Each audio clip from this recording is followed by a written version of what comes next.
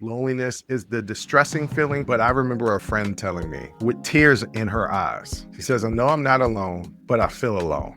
No, the hell I'm not. I Yeah. was like, being alone and feeling lonely are two different things. I crave being alone. I'm not lonely.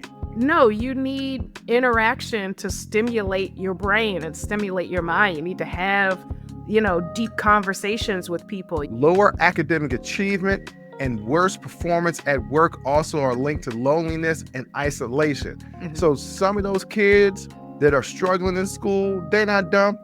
No.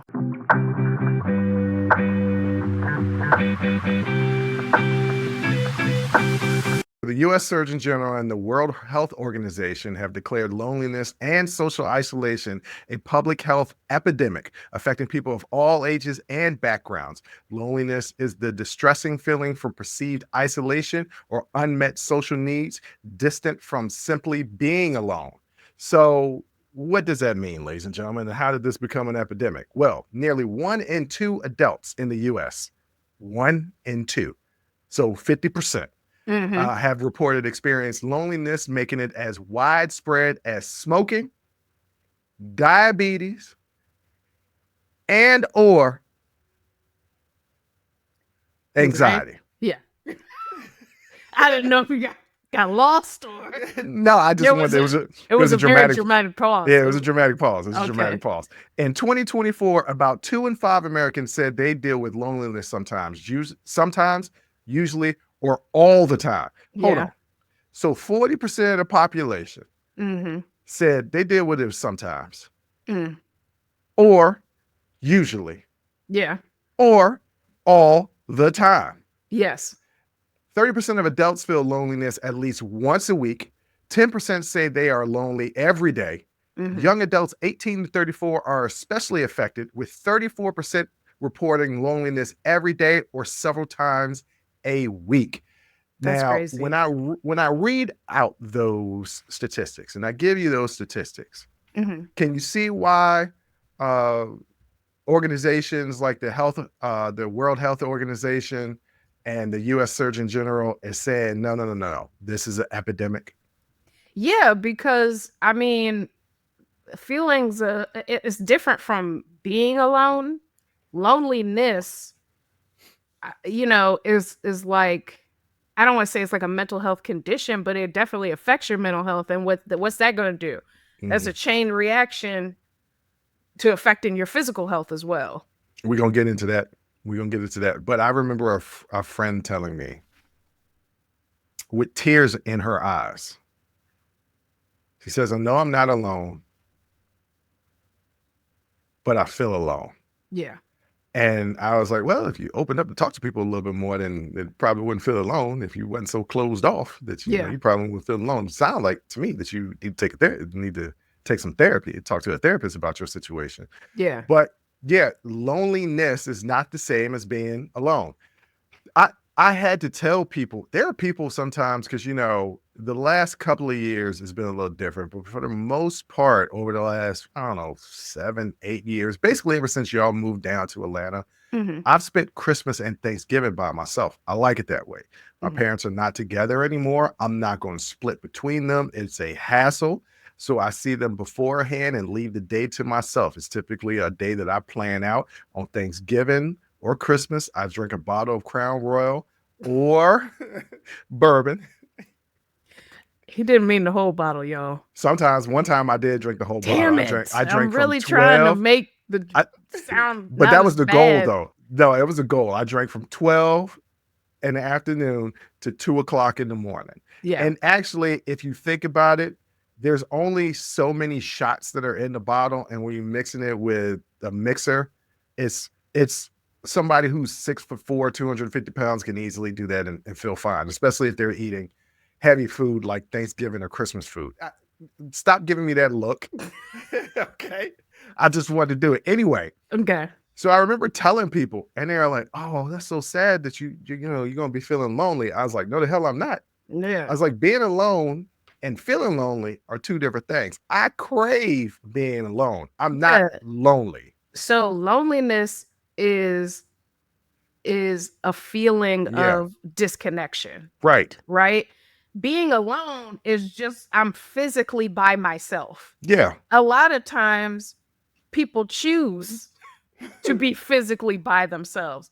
Very rarely, if ever, probably never, do people choose to feel disconnected. And that's the thing, the difference between, okay, I might be alone physically, but not be lonely. I might be surrounded by people physically and be incredibly lonely. So they're not one and the same at all, but they often get conflated. Just because I'm by myself doesn't mean I'm lonely. I could be surrounded by people and feel completely unseen or disconnected. Yeah. So you brought up the health risk factors. What are Mhm. the health risk consequences? Loneliness increases the risk of premature death by 26%, Yeah. and social isolation by 29%. The health Jesus. impact is equivalent to smoking up to 15 cigarettes a day, greater than the risk from obesity or physical inactivity. Mm. Associated with a 29% increase in the risk of heart disease, a 32% increased risk of stroke, and a 50% greater chance of developing dementia among older individuals. This is all linked to higher rates of anxiety, depression, and even suicide. So when somebody is telling you they feel lonely, Yeah. pay attention to them, because if you think you would comment on somebody who's smoking 15 cigarettes a day, you would comment on somebody gorging on food, constantly gaining weight, and Yeah. saying, hey, yo, your diabetes, your cholesterol, your blood sugar, all that's going to go up. Are you okay? Do you need some help? When somebody says that they are lonely, not Mhm. alone, lonely, it's a big issue. Yeah. Yeah. So what are Uh, the, go ahead. it from because I had a chance to go through the U.S. Surgeon General's report. It is out there. It's about 82 pages. If you want the internet to read it to you, you can. So, but it is out there. But social isolation, they were saying, also it impairs your immune function, right? Because you're not out there around people building up immunities to things. Mm-hmm. It makes you more vulnerable to infections and slower recovery from illnesses. I mean, there's you don't think about it, but there is like a chronic stress associated with loneliness and social isolation. Yeah, because it's a feeling, just like anxiety. Mhm. Overwhelming anxiety can lead to high blood pressure, high cholesterol, heart disease. Like loneliness is a feeling and affects people the same way. So parents, when your kids say to you, they might not even know, they might not say loneliness. They might say they feel alone, which Yeah. is equivalent if you can't contextualize the difference between being alone and loneliness. They might say, I feel alone, which means the majority of the time they feel loneliness. Yeah. That's not something to say, well, go out there and make some friends. That's not helping them. Yeah, cuz they may have them, but it's Yes. they may have plenty of friends or close friends, but it's still that feeling of isolation, that feeling of I'm not connected to anyone in any meaningful way. Hmm. That's what causes the depression, the anxiety, those feelings of social isolation. And I it was funny that you mentioned like the issues about cognitive decline and dementia. Yeah, you can't just be by yourself talking to yourself. Now, I have some good conversations I've been having some dope conversations with with myself. myself. Yeah. But no, you need interaction to stimulate your brain and stimulate your mind. You need to have, deep conversations with people. You need to interact with people, and that can help reduce the risk of cognitive decline and dementia. Yeah. People out here not doing Sudoku. You in your bed playing Sudoku is not gonna get it done. It's Okay. not enough. It's It's not not enough. enough. All right. So for those people out there that are saying, those are other people's problems. That's their problems. It has nothing to do with me. Okay, let me explain to you how it does. There are economic and social costs to loneliness. Loneliness costs U.S. employers an estimated 154 billion annually due to stress-related absenteeism, job turnover, and reduced productivity. Social isolation among older adults alone leads to 6.7 billion in excess Medicare spending each year. Yeah. Lower academic achievement and worse performance at work also are linked to loneliness and isolation. So some of those kids that are struggling in school, they're not dumb. No. Some of them. I'm learning as I became an adult. No, some of them are absolutely dumb. But some of them are not dumb. They just feel lonely. Yeah.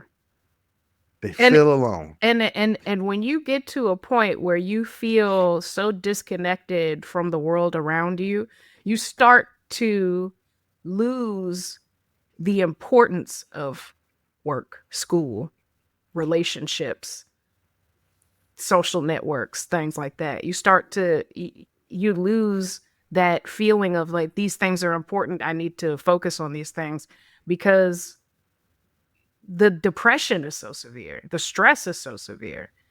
I'm sure you get higher rates of burnout because you don't have that social outlet of people you can go and talk to after work at happy hour and vent and things like that. So yeah, I definitely feel like there's certainly the study showed that, but there's certainly an economic and a social impact and a cost.